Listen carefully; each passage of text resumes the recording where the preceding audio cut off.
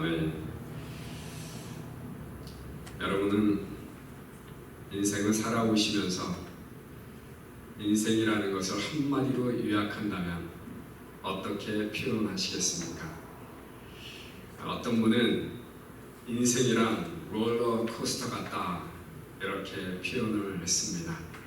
올라가는 날이 있으면 갑자기 내리막길로 달려가는 그러한 날이 있다, 굴곡이 있다라고 표현한 것입니다. 어떤 사람은 에베레스트 산을 정복하는 것과 같다 이렇게 표현을 했습니다. 처음에 올라갈 때는 정말 목숨을 건 도전의 마음을 가지고 열심히 힘들게 올라가는데 정상에 올라가면 나를 기다리고 있는 것이 기쁨이다. 그리고 결코 에베레스트 산은 혼자 정복할 수 없는 그러한 산이기 때문에 인생이란 결코 혼자 승리를 경험할 수 없는 것이다. 이렇게 표현을 했습니다. 저는 가끔 정말 세계에서 가장 유명하다라고 하는 데이토나 비치를 방문할 때가 있습니다. 일주일에 못해도 한 두세 번은 갑니다. 갈 때마다 그 바다를 보면서 느끼는 것이 있습니다. 그 바다가 어쩔 때는요 너무 아름답습니다. 그러면서 그 바다를 바라보면서 기쁨의 바다 이렇게 외칠 때가 있습니다. 어쩔 때는요 정말 쓸쓸하게 느껴질 때가 있습니다. 쓸쓸한 바다. 어쩔 때는요 외로운 바다. 코로나로 인해서 거의 사람이 없던 그때에 나가보니까요 정말 외로운 바다였습니다. 언젠가는 풍성한 바다를 경험했습니다. 아내와 함께 바닷가를 걷고 있을 때인데요, 여러분 지금 바닷가에 조개들이 있는데요, 조개 새끼들이죠. 바닷가에 쫙 깔려 있습니다. 보석같이 아름답습니다. 정말 아름답습니다. 그런데 조금 있는 것이 아니라 비치가에 쫙 있는 겁니다. 너무 풍성할 정도로 아름답고 풍성한 바다. 그러면서 마음에 하나님을 찬양하게 되는 겁니다. 이렇게 아름답고 풍성한 바닷가에 하나님께서 나를 보내셨구나. 조개를 좀 많이 잡아야 되겠다. 네. 이런 생각이 들 때가 있습니다. 인생이란 바다와 같다. 이런 생각이 들 때가 있는 겁니다. 예전에는 인생이란 기타줄과 같다라는 생각을 했습니다. 기타를 열심히 치고 있는데요, 어느 순간에 기타줄 하나가 뚝 끊어지는 겁니다. 찬양을 하나님께 드리고 있는데. 그러면서 생각을 해보았습니다. 우리 인생이라는 것이 어느 날 어떻게 끊겨질 수도 있고 그것도 잘 모르는 것이 우리의 인생이구나. 그리고 절대로 줄 하나 가지고서는 아름다운 화음을 낼 수 없구나. 6개의 줄이 있어야지 아름다운 화음을 낼 수 있구나. 이런 여러 가지 생각들을 해보았습니다. 여러분, 인생을 여러분의 삶 속에서 여러 가지 모습으로 표현해 보실 수 있을 겁니다. 그러나 우리가 한 가지 공감하고 있는 것이 있습니다. 인생이란 내 마음대로 사라질 수 없는 것이다.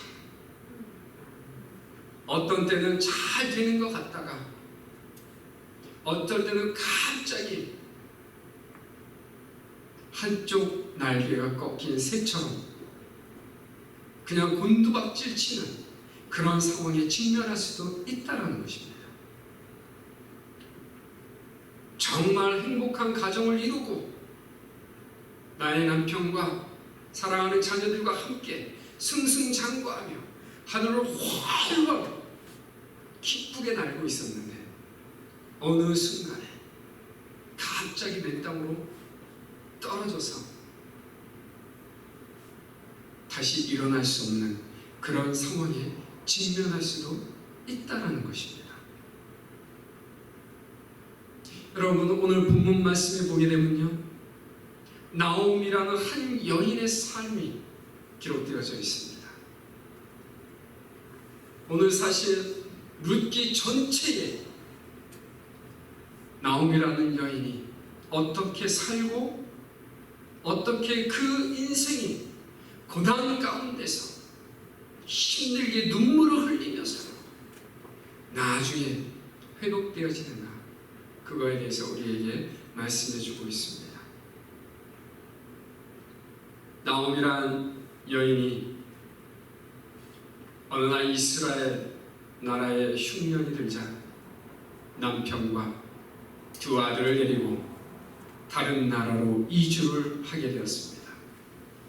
그곳으로 가면 그래도 지금 현재보다는 좀 더 잘 살 수 있겠지, 좀 더 나은 삶을 살 수 있겠지 라고 생각을 하고 이웃 요단강을 건너서 모압 땅으로 이주를 했습니다. 이민을 간 거죠. 다른 나라로. 그곳에서 10년을 살았습니다. 처음부터 시작은 쉽지 않았을 것입니다. 다른 나라니까 문화도 다르고 다른 신을 섬기는 나라. 그곳에 유대인들이 가서 살려고 하니 얼마나 어려웠겠습니까? 잘 될 것이라고 생각을 하고 떠났을 텐데 라이프는 점점 고잉 다운이었습니다. 고잉 업이 돼야 되는데, 엘리베이터 라이프가 돼야 되는데, 그것이 아니라 더 힘든 삶으로 내리막길로 내려가기 시작했습니다. 사랑하는 남편을 잃었습니다. 곧 이어서 두 아들이 또 죽게 되었습니다. 홀로 남겨졌습니다. 이방 여인 두 자부와 함께 세 과부가 살아가야만 했습니다. 그 당시에 가정에 남자가 없다라고 한다면 그 여인들의 삶은 끝난 겁니다. 누가 그들을 불쌍히 여겨서 데려다가 일을 시킨다거나 아니면 재혼할 수 있는 기회가 있다면 몰라도 그런 상황이 안 된다면 그 삶은 소망이 없는 삶인 겁니다. 지금 나오미의 상태가 그 지경에 있는 것입니다. 나오미의 삶은 현실적으로 보았을 때 소망이 없었습니다. 모든 것을 잃었기 때문입니다. 미래는 소망이 있을까요? 미래도 마찬가지인 겁니다. 그녀가 가진 것이 없었고 나이는 이미 늙었습니다. 과부입니다. 무엇을 기대하며 살아야 될지 막막했습니다.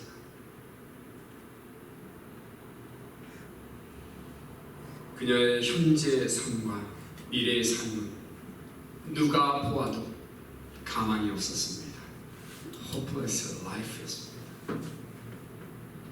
그러나 좌절과 절망의 시간에도 그 여인은 인생을 포기하지 않았습니다. 나오미는 끝까지 버텼습니다. 그러던 중에 어느 날 좋은 소식이 그녀의 귀에 들렸습니다. 그리고 그 소식을 듣자마자 내가 이스라엘 나의 고향으로 돌아가겠다 하고 결심을 합니다. 그 좋은 소식이 무엇입니까? 오늘 본문 앞쪽에 보게 되면 하나님께서 여호와 하나님께서 이스라엘을 권고 권고하셨다라는 말씀을 드는 겁니다. 권고라는 그 표현은요, 하나님께서 돌아보셨다라는 겁니다. 이스라엘 백성들을 불쌍히 여기셔서 그들을 다시 돌아보셨다. 흉년으로 인해서 고통 가운데 있는, 울부짖고 있는 그 백성들을 불쌍히 여기셨다라는 겁니다. 근데 이 영어 성경으로 보게 되면요, 권고라는 표현을 이런 단어로 표현하고 있습니다. He had visited. 하나님께서 방문하셨다라는 겁니다. 하나님께서 고통 가운데 있는 백성들을 찾아오신 겁니다. 왜 찾아오셨습니까? 필요를 공급해 주시고 위로해 주시기 위함이었습니다. 나오미가 어떻게 생각을 했겠습니까? 하나님께서 결코 자기 백성을 버리지 아니하신다라는 그 약속을 지키셨구나. 하나님께서 아직도 우리 백성을 사랑하고 계시는구나. 내가 고향으로 돌아가야 되겠다. 이 표현이 무엇입니까? 고향으로 돌아가야 되겠다라는 표현은요, 하나님께로 돌아가겠다라는 표현입니다. 살아계신 하나님께로 돌아가야 되겠다. 아까 낸시 집사님께서 기도하실 때 하나님에 대한 갈망을 말씀하셨습니다. 나오미 여인의 이 10년 가운데 무엇이 있었겠습니까? 물질적인 배고픔이었을까요? 육체적인 갈망이었을까요? 아닙니다. 이민 생활 10년 동안에 그 10년 가운데 갈증이 있었던 것, 갈망이 있었던 것은요, 여호와 하나님이었습니다. 하나님이 이 10년 가운데 없으니까 늘 배고팠던 겁니다. 갈급했던 겁니다. 왜 하나님께서 이스라엘 백성들을 어려운 가운데, 고난 가운데 직면하게 하셨을까요? 하나님께 돌아오라라는 것이었습니다. 그 시대의 이스라엘은 정말 영적인 케이아스 시대였습니다. 무정부 상태, 질서가 없는 상태죠. 케이아스가 무질서한 상태입니다. 왜 그 시대에 무질서가 존재할 수밖에 없었습니까? 룻기 앞에 기록되어진 성경이 바로 사사기입니다. 사사 시대에 강조하고 있는 것이 무엇입니까? 왕이 없더니 자기의 소견대로 행동하더라. 자기의 생각대로, 자기 뜻대로 살아가는 겁니다. 이스라엘에 하나님이 없었다는 겁니다.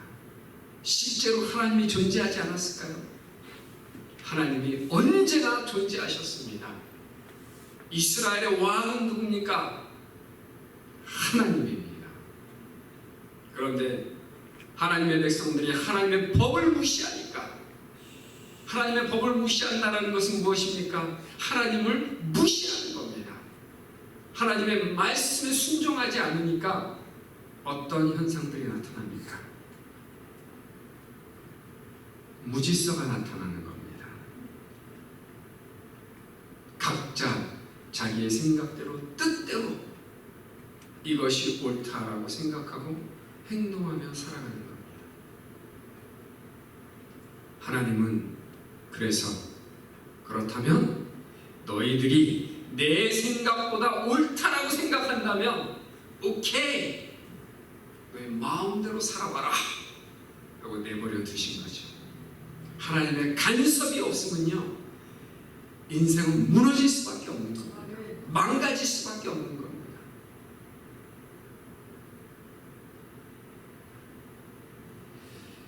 그런데 하나님께서 이스라엘 백성들을 불쌍히 여기셨다라고 합니다.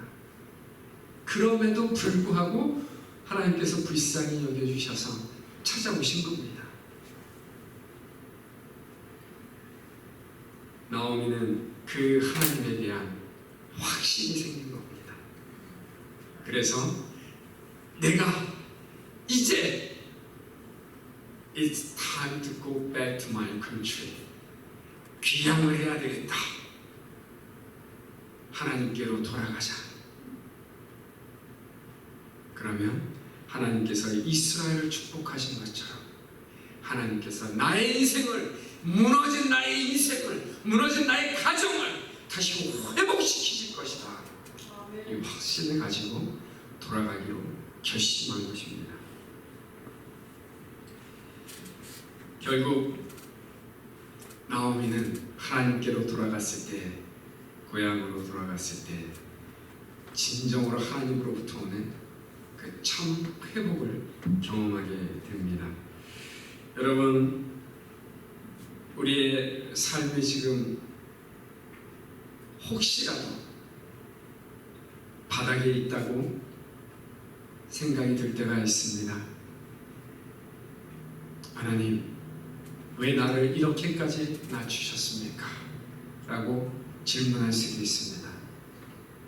하나님, 왜 우리 가정이 이렇게 무너졌습니까? 하나님, 왜 우리 가정을 이렇게까지 어려운 상황 가운데 직면하게 하셨습니까? 질문할 수 있습니다. 그런 생각이 든다면 지금 이 시간에, 이 순간에 하나님께로 돌아가셔야 될 줄로 믿습니다.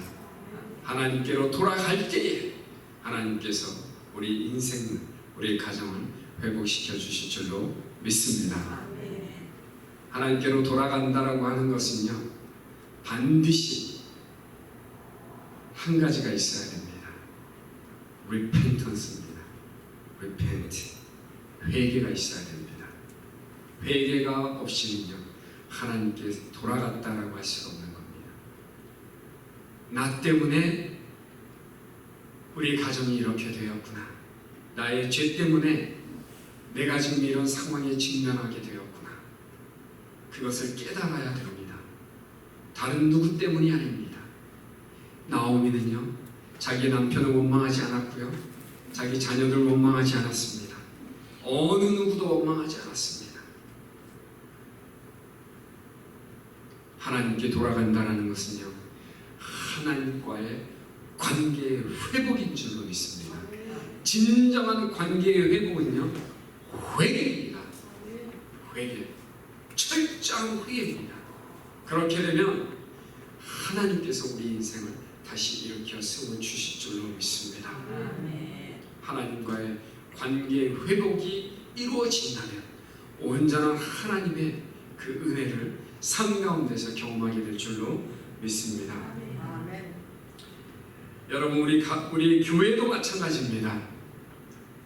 저는요, 우리 교회가 세상 사람들의 귀에 하나님께서 축복하셨더니 회복되어졌더라, 이런 좋은 소문이 들려지기를 소원합니다. 여러분, 나오미가 이스라엘에 하나님의 은혜가 임했다, 축복이 임했다 라는 소식을 먼 나라에서 듣고 고향으로 가기를 원했습니다. 우리 교회가 하나님의 은혜가 임했고 하나님의 축복이 임했고 날마다 부흥케 되는 교회더라 라는 좋은 소식이 들려야지 떠났던 사람들도요, 짐 싸매고 돌아올 줄로 믿습니다. 이것이 진정한 부흥입니다. 여러분, 내가 먼저 회복되어야죠. 우리 가정이 회복되어져야죠. 교회가 회복되어져야지 또 이 지역사회가 회복되어지고 이 나라가, 하나님의 나라가 임하는 영광의 거룩한 나라가 되는 줄로 믿습니다. 나오미의 회복의 인생에 아주 큰 역할을 했던 한 사람이 있습니다. 오늘 본문의 주인공입니다. 바로 루스. 나오미의 두 자부 중에 하나입니다. 나오미의 며느리, 정말 이 며느리가 아니었다면 나오미의 인생이 회복될 수 있었을까? 여러분, 먼저 나오미의 그 현재 상태를 한번 같이 보도록 하겠습니다.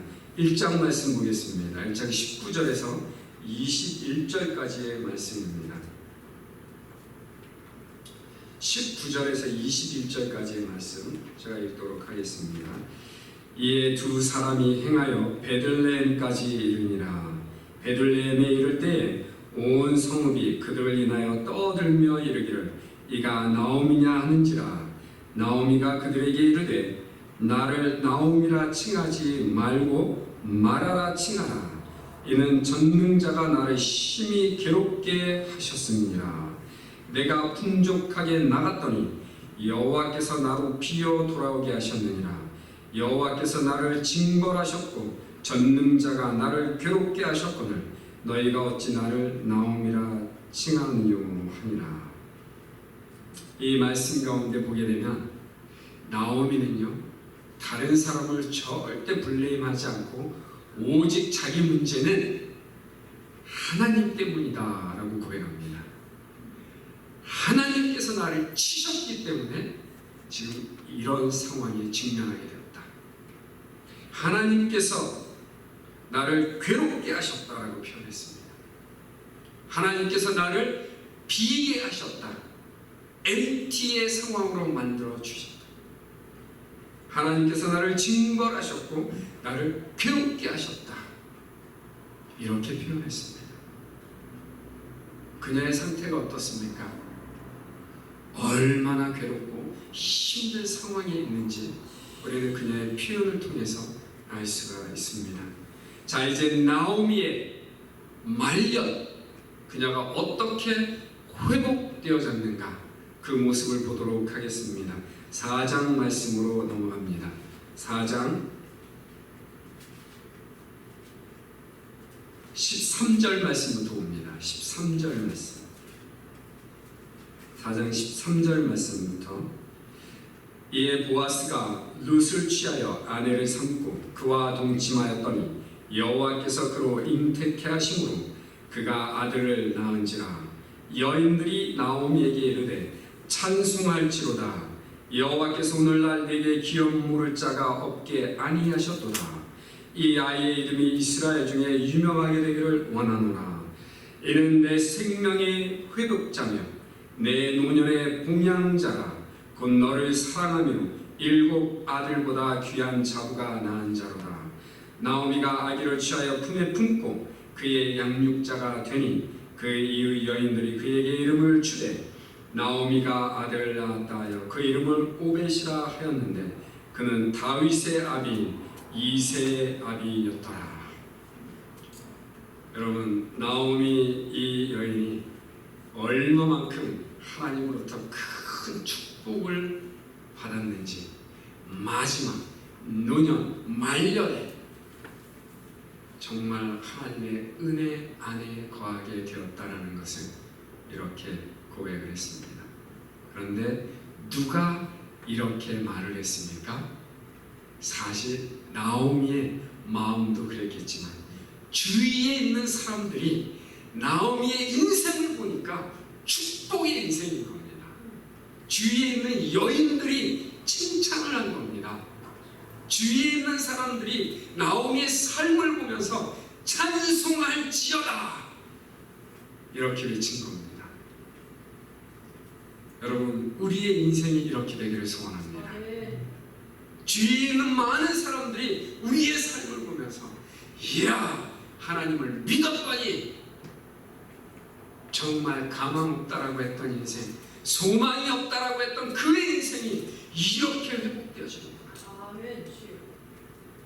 하나님의 복된 인생이 되었구나 라고 우리의 삶을 통해서 하나님을 찬양할 수 있기를 주님의 이름으로 축원합니다. 아멘. 그런데 이 중심에 나오미의 자부 룻이 있었다는 사실입니다.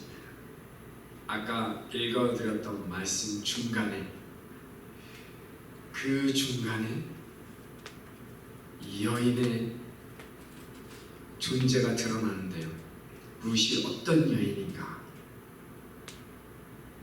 그 표현 속에 이런 표현이 있습니다. 다시 한번 읽어보도록 하겠습니다. 곧 너를 사랑하며 7 아들보다 귀한 자부, 이렇게 표현되어져 있습니다. 나오미라는 여인을 정말 사랑했던 며느리였습니다. 7 아들보다 귀한 여인이었습니다. 이 룻의 아름다움을 저는 오늘 현숙한 여인이라고 표현을 했습니다. 현숙한 여인이요, 잠언서 31장에 보게 되면 excellent wife 표현이 됩니다. excellent wife. 그리고 현숙한 여인, excellent woman, 이렇게 표현되어지고 있습니다. 잠언서 31장에 보게 되면 어떤 여인이 정말 하나님 보시기에 아름다운 여인인가, 그걸 표현합니다. 거기에서 따온 말이 현숙한 여인입니다. 여러분, 어떤 여인이 정말 훌륭한 여인이고 아름다운 여인일까요? 정말 excellent한 여인일까요? 저는 어머니를 사랑하고 부모님이라고 표현해도 좋습니다. 근데 오늘 본문을 보았을 때 시어머니, 그 여인은 정말 별 볼 일 없는 여인이었습니다. 그런데 끝까지 그 여인을 버리지 않고 그 여인을 복양했던 며느리, 그 어느 누구보다도 아름다운 여인, 그 여인이 룻이었기 때문입니다. 여러분 생각해 보십시오. 나오미 가진 것이 아무것도 없고요, 이제는 늙어서 다시 결혼해서 아들을 낳는다 할지라도 그때의 전통에 따라, 관습에 따라 룻에게 한 아들을 낳아서 준다 할지라도 오랜 시간을 기다려야만 했습니다. 나오미는 그것을 알았기 때문에 자부들에게 좋은 기회를 허락합니다. 내가 이제 고향으로 돌아가야 되겠는데 너희에게 기회를 준다.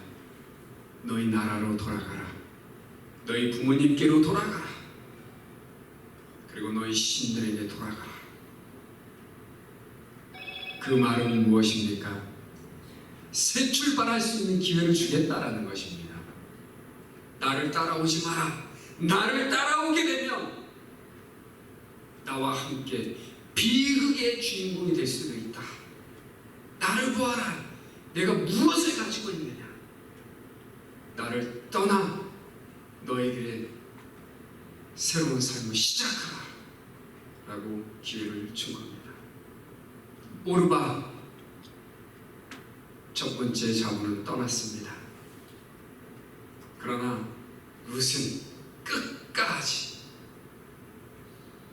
시어머니를 붙들었습니다. 시어머니가 무엇을 가지고 있었기 때문이 아니라 룻의 마음 안에 시어머니를 향한 진정한 사랑이 있었기 때문입니다. 진정한 사랑, true love, fake love가 아닙니다. 립 서비스만 하는, 보이기 위한 그런 사랑이 아니라 자기의 삶을 전적으로 헌신해서 봉양하기를 원하는 희생적인 그러한 사랑이 그녀의 마음 가운데 있었기 때문입니다. 진정한 사랑이 무엇인지 아십니까, 여러분? 그 한 사람의 자체를 그대로 품어주는 겁니다. 다른 판단이 필요 없습니다. 룻은요, 시어머니 나오미의 그 상태를 그대로 받았습니다. 무엇을 기대하지 않았습니다. 그대로 품어주었습니다. 그리고 또 하나는 진정으로 사랑한다는 것은 그가 속한 모든 것을 다 사랑하는 겁니다. 룻은요, 나오미와 함께 간다라고 결심을 하면서 오늘 본문에서 이렇게 고백을 합니다. 16절 말씀을 보도록 하겠습니다. 룻이 가로되 나로 어머니를 떠나며 어머니를 따르지 말고 돌아가라. 강권하지 마옵소서. 어머니께서 가시는 곳에 나도 가고 어머니께서 유숙하시는 곳에 나도 유숙하겠나이다. 어머니의 백성이 나의 백성이 되고 어머니의 하나님이 나의 하나님이 되시리니. 어머니께서 가시는 그곳에 무엇이 있다 할지라도, 그것이 어디일지라도 나는 사랑하겠습니다라는 겁니다. 어머니의 선택에 나는 무조건 따르겠습니다라는 것입니다. 어머니의 나라도 내가 사랑하겠고 어머니 나라의 백성들도 내가 사랑하겠고 어머니 섬기는, 어머님이 사랑하시는 그 신까지도 내가 사랑하고 섬기겠습니다라는 고백입니다. 이것이 진정한 사랑인 줄로 믿습니다. 여러분, 우리가 사랑한다라고 말은 하지만요, 여러분 한번 돌이켜보시기를 바랍니다. 얼마만큼 시댁을 사랑하고 있는가? 진정으로 얼마만큼 처가댁을 사랑하고 있는가? 진정으로 그 상태 그 모든 것을 다 품을 수 있는가?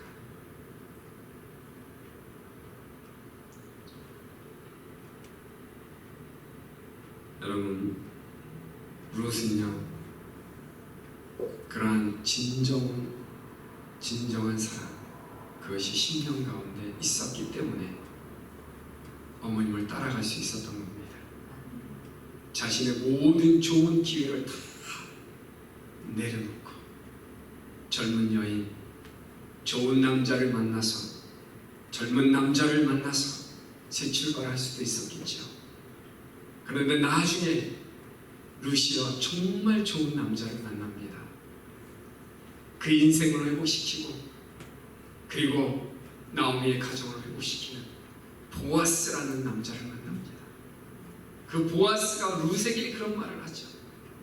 야, 젊은 남자들도 많이 있는데 나같이 늙은 남자를 왜 선택하느냐, 이렇게 말을 합니다. 여러분, 진정한 사랑은요, 세대 차이가 없어야 됩니다. No generation gap, no age gap. 나이가 무슨 상관이 있습니까? 모든 영역을 초월할 수 있는 것이 진정한 사랑인 줄로 믿습니다. 우리가 늘 표현하죠. 나이는 그냥 숫자일 뿐이다. 국경도 필요 없다. 인종 차별이 없어야 되죠. 종교가 문제가 있습니까? 사랑해. 예수님은 그거를 삶으로 우리에게 표현해 주신 줄로 믿습니다. 모든 인종을 사랑하시고요, 그렇기 때문에 우리에게 명령하십니다. 모든 족속에게 가라. 모든 인종을 사랑하라 라는 말씀입니다. 여러분, 시월드라는 말 들어보셨죠? 시월드. 이게 올랜도에 있는 시월드가 아닙니다. 시월드, 시댁을 시월드라고 표현합니다. 그러고 나니까 이제 또 남자들이 또 처월드 이렇게 표현을 합니다. 처갓댁.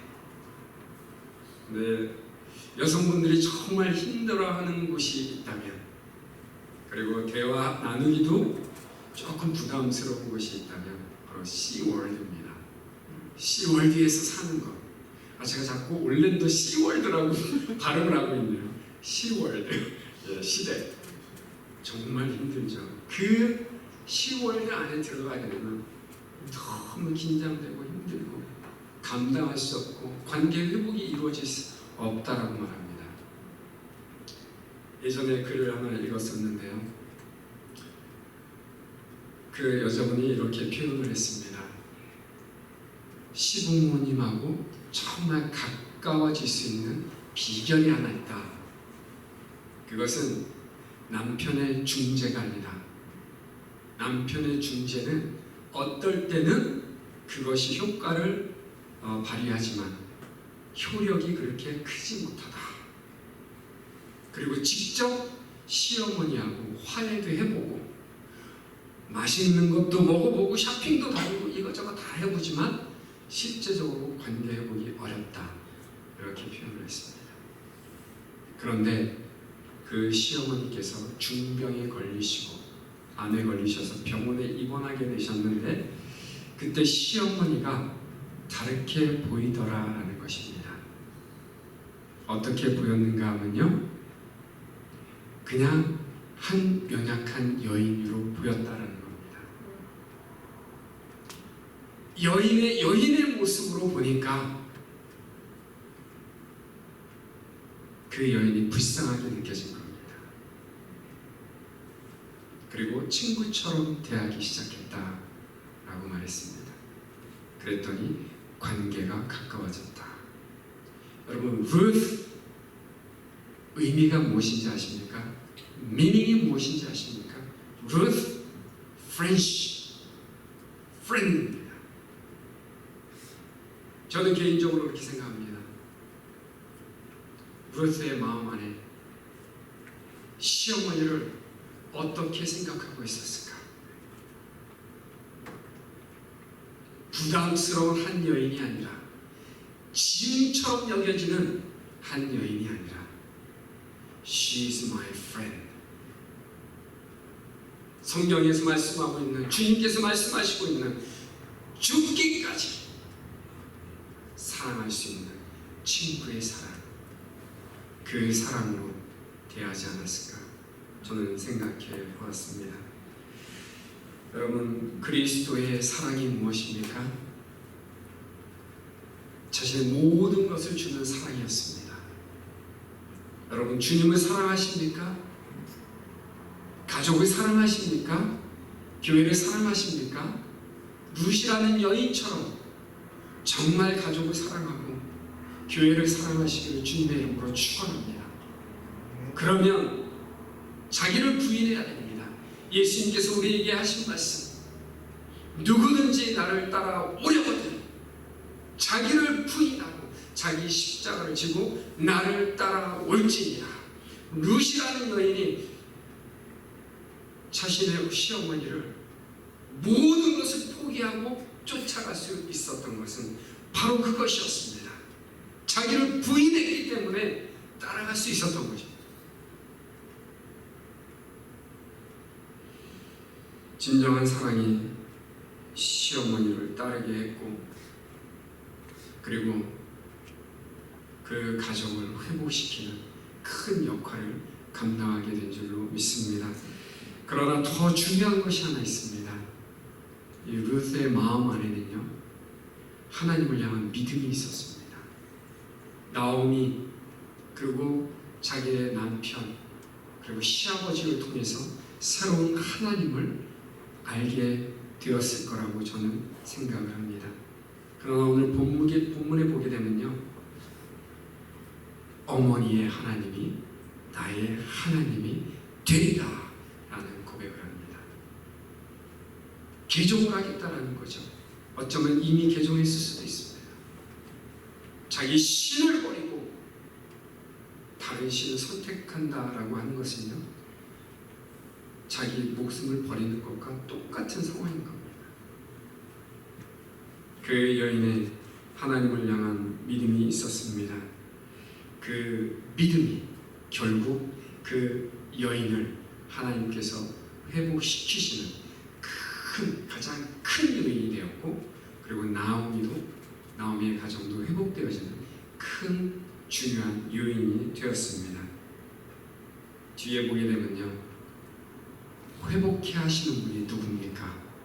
바로 살아계신 하나님입니다. 살아계신 하나님께서 보아스라는 한 남자를 이끌어서 룻에게 이끕니다. 룻을 만나게 합니다. 그리고 하나님께서 짝 지으셔서 한 가족을 이루게 하시고 그 가정을 통해서 나오미의 가족을 회복시키신 겁니다. 이것이 바로 하나님의 섭리인 줄로 믿습니다. 여러분, 인생에 때로는 감당할 수 없는 일들이 많이 발생합니다. 내가 원하지 않았고 내가 그렇게 되기를 원하지 않았지만 우리의 삶이 완전히 바닥에 놓일 때가 있습니다. 그러나 하나님은 우리를 포기하지 않으십니다. 우리가 어둠의 터널에 있다 할지라도 하나님께서 어느 때가 되면, 하나님의 때가 되면 한 줄기 빛을 내려주실 것입니다. 그 한 줄기 빛이 누구일지는 모르지만 어떤 한 사람을 통해서 인생을 온전히 회복시키시려고 하는 하나님의 선하신 뜻이기 때문에 여러분의 가정에 소망의 빛이 언젠가 임하게 될 줄로 믿습니다. 끝까지 소망의 줄을 놓지 마시고 하나님을 향하여 나아가시기 바랍니다. 하나님을 끝까지 신뢰하시기를 주님의 이름으로 축원합니다. 그리고 여러분, 가정을 사랑하시기 바랍니다. 가정이 회복되기 위해서는요, 가족을 사랑해야 됩니다. 그 모든 가족에 속한 것을 그대로 품어주시기 바랍니다. 그리고 하나님 세우신 공동체, 영적인 가족을 끝까지 사랑하시기를 주님의 이름으로 축원합니다. 시간 같이 기도하겠습니다. 기도할 때 하나님께서 세워주신 가족 공동체, 우리 서로 함께 웃고 함께 울 수 있는 가족이 되기를 원합니다. 어떤 상황 가운데서도 우리가 나의 개인적인 유익 때문에 버리지 않고 떠나지 않게 도와주옵소서. 오직 하나님의 은혜 안에서 서로 사랑할 수 있도록 도와주옵소서.